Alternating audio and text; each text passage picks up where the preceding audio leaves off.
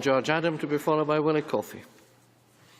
Presiding Officer, I am delighted to speak in this debate also, mainly because I believe that no child should be born to fail. And that's probably the most important thing I'll probably say all afternoon, because recently, obviously with the bank holiday weekend, I visited my 5.5-month-old granddaughter Daisy, and like every other grandparent, you have her on your knees and you think about what she can do with her life, what she can achieve. And also it's a very similar discussion I had with I remember the day when my daughter was born in the RAH in Paisley, and it was the same thing then. All parents want the very best for their children, and that's one of the reasons why I think this attainment debate is one of the most important things we'll discuss. I've also mentioned about how we had a lost generation in other debates during the Thatcher years. Friends of mine who drifted away effectively just became husks of themselves as instinctive survivalists as life made things extremely harsh and difficult for them. And that's why this is so important to me, and that's why I welcome the fact that the Scottish Government has made education and educational attainment its top priority.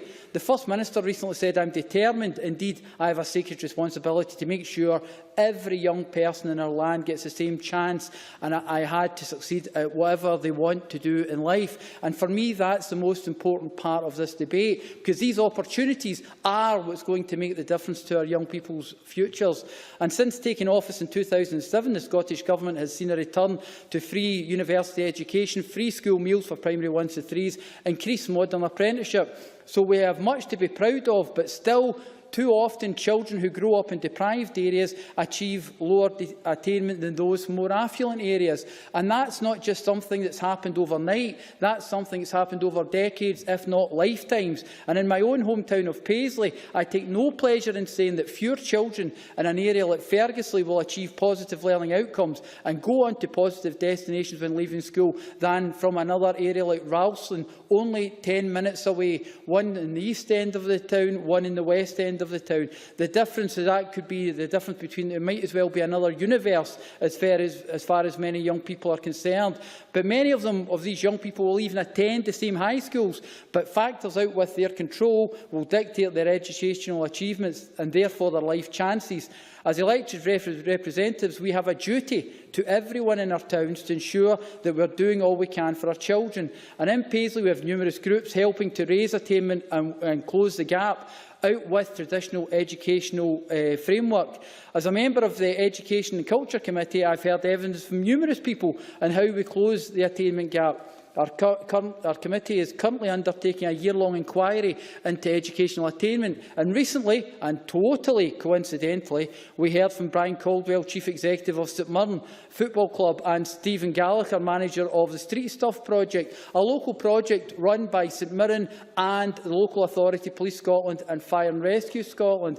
And it was really interesting to hear about the impact that Street Stuff has had in our area. Not only has it been a way to stop antisocial behaviour throughout Paisley and Renfrewshire, it's developed into a way to get hard-to-reach young people, to ensure that they can work with them to offer them something better in the future. Some have gone on to actually get better educational attainment at college places, and others have managed to find a way to get employment within the football club itself, which offers quite an opportunity for these young people as well. And I think this is one of the things when we're talking about attainment, we have to ask ourselves, what is the best way? Because we talk about hard-to-reach children and hard-to-reach parents. Well, I think the language is quite bad in itself. I think it would be better if we find ways to actually make sure we find a common goal and interest that both the parents and young people have. And I think projects like this one at St Mirren is a perfect example of how we can use something that people want to do, whether it be the culture, whether it be sport, giving them an opportunity to access and see that there is something else to do, because not every child that's born in an area like Ferguson Park believes they are born to fail. They actually are born like the rest of us with dreams and desires and hopes and wishes to do better in life. And I think we have to be upon ourselves to make sure that we can engage with these young people and their parents in particular, to show them that there is a better way forward. But when we talk about attainment, what exactly do we mean? Is it a positive destination for that young person, or is it a place in higher or further education? During the Education Committee's evidence into the inquiry into attainment, much has been said on this, and it appears that some schools are purely focused on the academic and are not showing the leadership necessary to offer other careers for our young people. When asked, Phil Ford of Construction Industry Training Board said some schools measure success by the number of pupils who go to university. We need to challenge that and promote vocational careers as being equally valid. We had a similar debate last week, Presiding Officer, where we have to find a way where we can find a different stream for young people to be able to actually access that vocational future as well, because there seems to be too much of a reliance on us going down the academic side. Terry Lanigan, Association of Directors of Education in Scotland, says, I believe that vocational education is important to academic young people as it is to others. The skills that are developed through work-based learning are important to everyone in society.